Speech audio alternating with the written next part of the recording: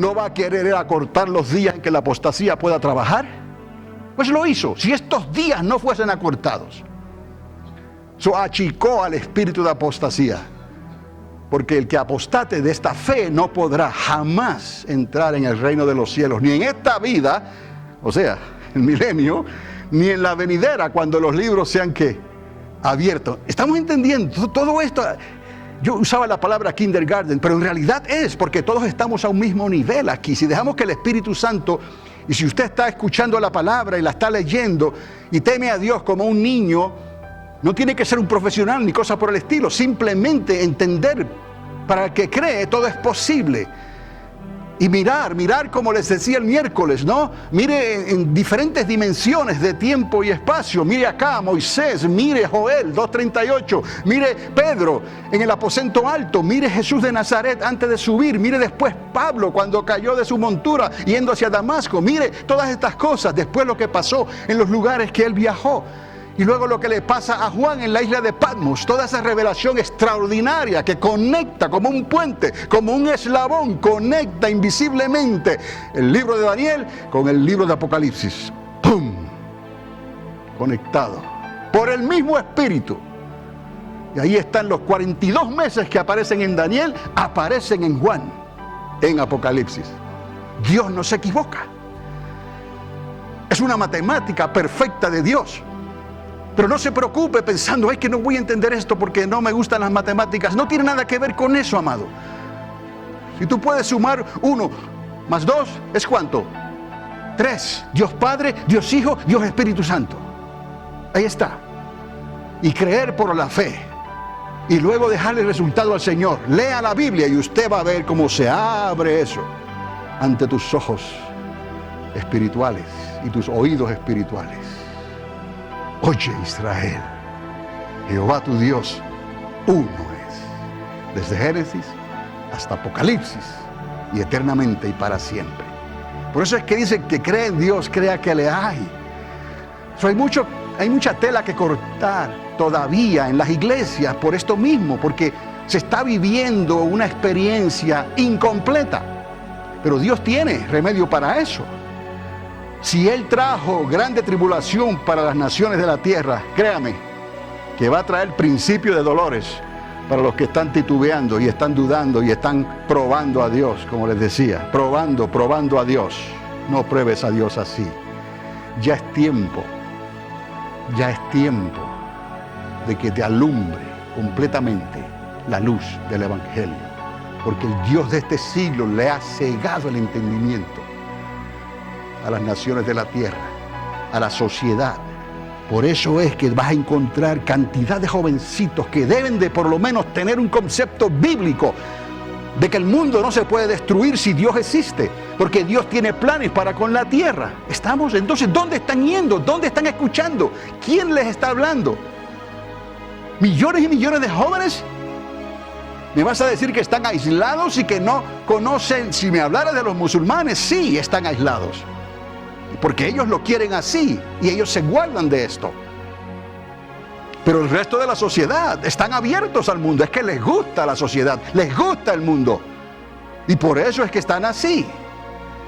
Y si a los lugares que van no se les habla definidamente, como dice la palabra, la suma de su palabra, toda ella es la verdad, y hay que dejarle al Espíritu Santo que llegue a nuestras vidas para que podamos decir, ya no vivo yo, más vive el Espíritu de Dios en mí, aunque soy humano, aunque cometo errores y faltas. ¿Y eso qué? Dios te escogió como un vaso y Él es el alfarero y te rompe todas las veces que tenga que romperte, hasta que lo entiendas y lo veas claro. Pero porque te ama y tú le amaste a Él. Si no, David, el rey, no hubiera cualificado, jamás hubiese cualificado. Ninguno de ellos, hasta los días de Pedro, que claudicaba, después de haber visto lo que vio. Pedro, que tuvo la oportunidad y fue rigurosamente estricto con algunos hasta que se dio cuenta. ¿No? Se dio cuenta. Si tratamos de hacer estas cosas, estas costumbres, entonces estamos diciendo, en otras palabras, que en vano murió Cristo. Un fariseo de fariseos, un benjamita, un rabino, como se le diría hoy, un maestro, y tuvo que reconocer esto. Porque no hay otra, amados. Es por la palabra y por el Espíritu de Dios. Tenemos que nacer de nuevo, del agua y del Espíritu. Cuando usted oiga esto no es nada, es nuevo en la medida que está ocurriendo. Pero esto no va a desaparecer, esto va a seguir ahí y van hasta culpar a las naciones. O a culpar a algún presidente o algún gobernante, a alguien por eso, que la persona no tiene nada que ver con eso. Es que la enseñanza que han recibido, pero Dios le va a pedir cuenta a esos padres, de esos que piensan así. Porque esos padres tenían que haberle dicho lo que dice la palabra de Dios. Y más duro va a ser con los pastores y los líderes, que cuando debieron hablar esta palabra así, no la hablaron y dejaron que el pueblo siguiera, el rebaño siguiera creyendo estas cosas. Duro, duro. Posiblemente no pasen por el bema. Ya saben lo que es el bema, ¿verdad? Hablamos de la iglesia de Corintios. La quisiéramos nosotros. Y quizás, porque en la iglesia de Corintio, en las cartas a Corintio, es el único lugar donde aparece la iglesia triunfante. La palabra triunfo en griego. No, pastor, no sabía eso. Se lo voy a enseñar ahorita si me da tiempo.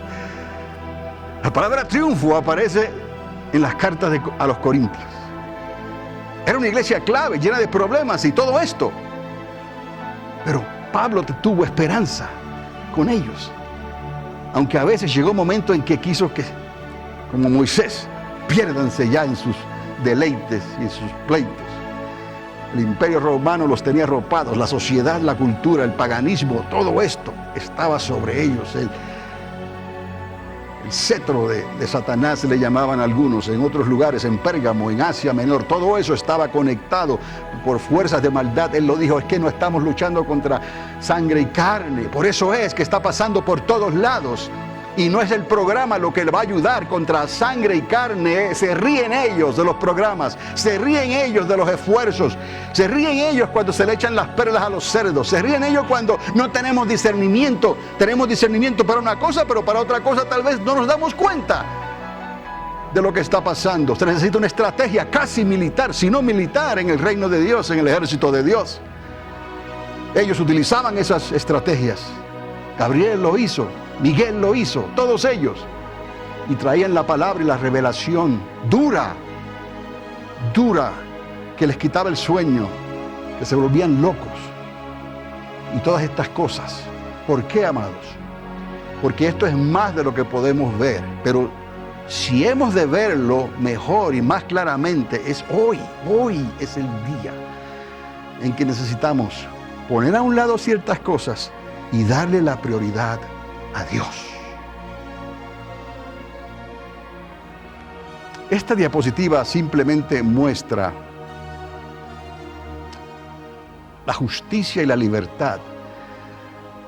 Ya han escuchado que cuando se va a hacer justicia tiene que taparte los ojos. El juez no escuche otras cosas, simplemente tienes que concentrarte en la evidencia, porque lo demás contamina.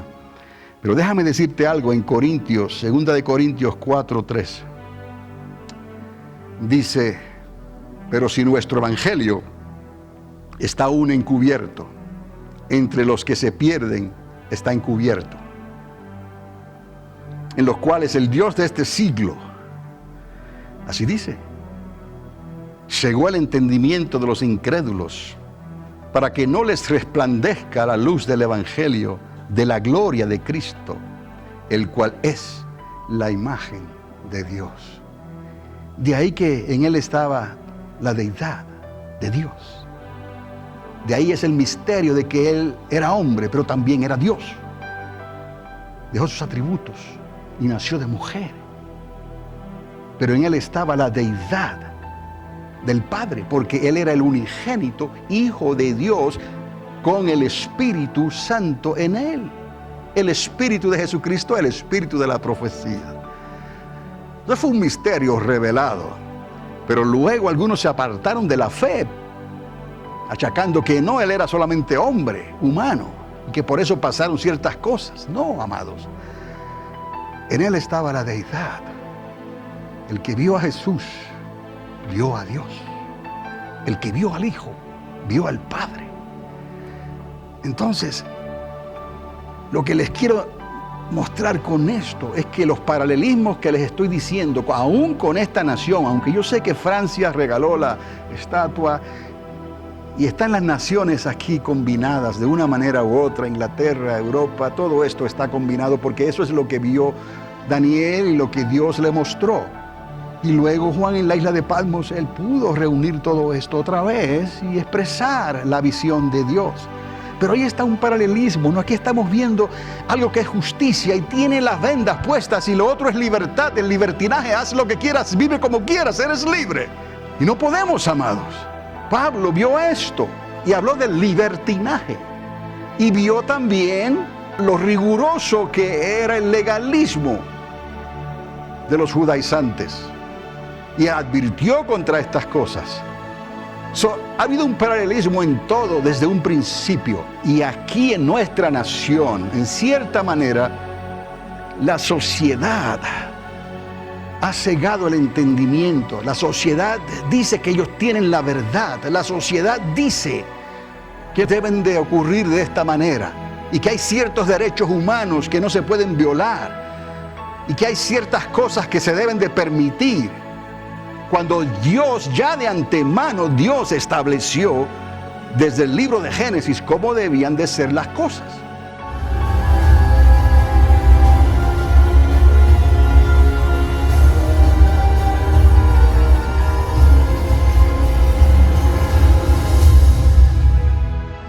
Entre el hombre y la mujer, entre la familia, cómo debían de ser las cosas para servir a Dios y eventualmente para salir de la esclavitud de Egipto y entrar a la tierra prometida. Y aún en ese tiempo por el desierto muchos dudaron y desobedecieron y no creyeron y por eso quedaron postrados en el desierto y no pudieron entrar a la tierra que fluía leche y miel. Eso lo estableció Dios en el monte Sinaí, lo recordó y luego en el aposento alto, en el monte de Sión, por el Espíritu de Dios, lo sembró en los corazones. Por eso es que uno siembra, otro riega, pero Dios es el que da el crecimiento. ¿Cómo es posible esto? Por el Espíritu Santo de Dios. Y ahora la sociedad dice no, yo tengo mi libertad y tengo mi ley. Tengo mi libertinaje y tengo mi moral. Y en cierta manera, y Dios evalúa las iglesias y los ministerios, porque Él lo demostró en el libro de Apocalipsis, dedicó capítulos enteros a 7 iglesias que se establecieron en Asia Menor, y les dijo a cada una de ellas sobre su comportamiento. Hoy en día no va a ser diferente. Tenemos un bema el cual anhelamos estar de pie delante de Él. Tenemos una iglesia de Corintios como ejemplo, si nos vamos a comparar, ¿no?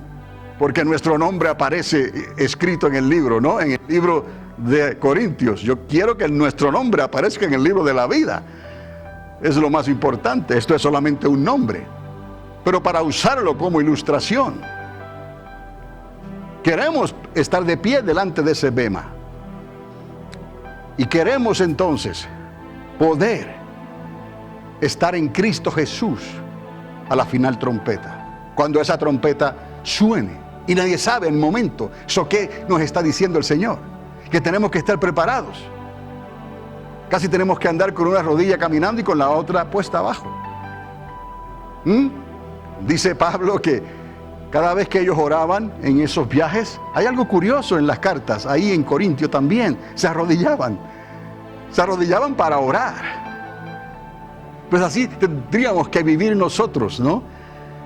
Estando siempre en la disposición del Señor, perdóname porque pensé, me equivoqué, pensé mal, juzgué mal, hice esto cuando debía haber hecho esto otro. Continuamente, porque nadie sabe el día, ni la hora, ni el momento, a la final trompeta. Dice ahí, a los cuales el Dios de este siglo cegó el entendimiento.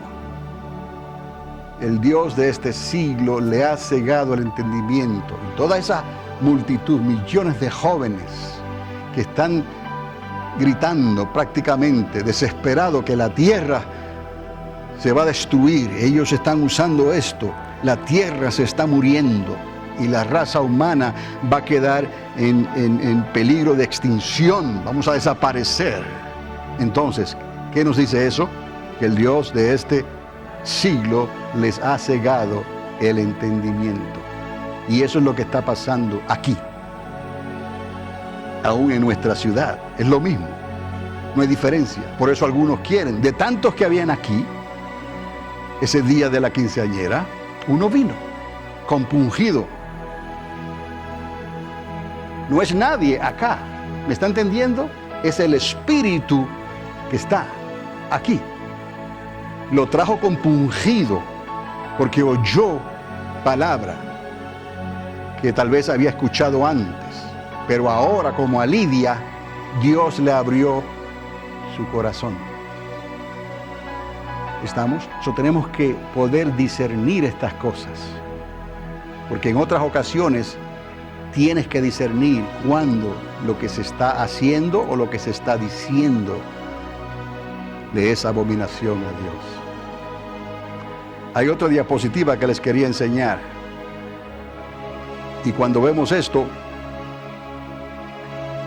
yo puedo preguntarle a alguien, ¿qué ves?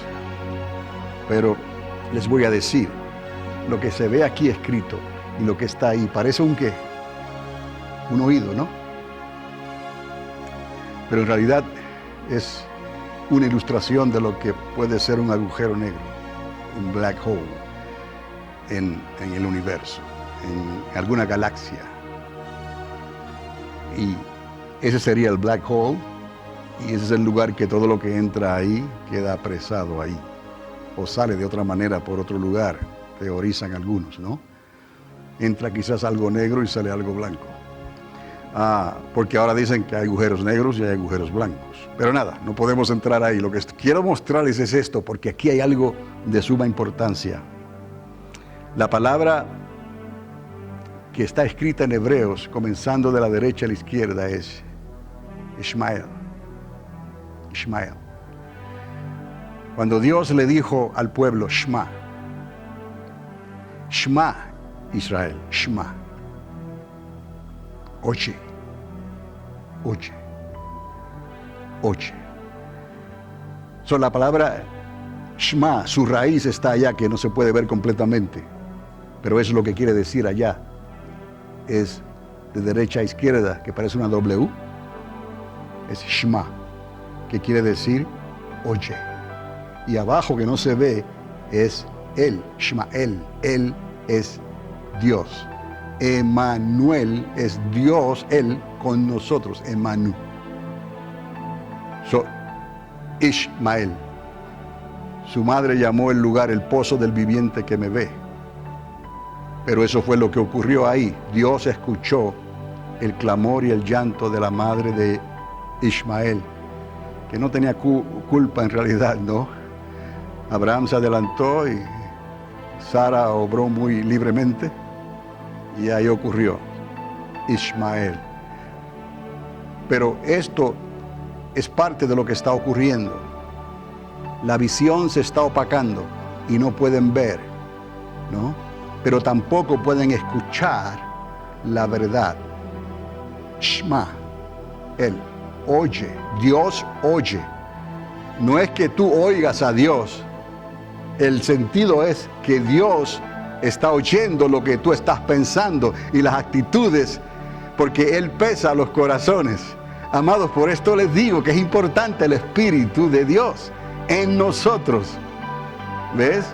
Y que cuando estamos hablando en otras lenguas, digamos, aunque ocurra cada vez en una luna azul, como dicen en inglés, every once in a blue moon, no debe de ser así, pero usted está hablando misterios, ¿no? Y no hay quien entienda eso, solo el Espíritu que está en ti.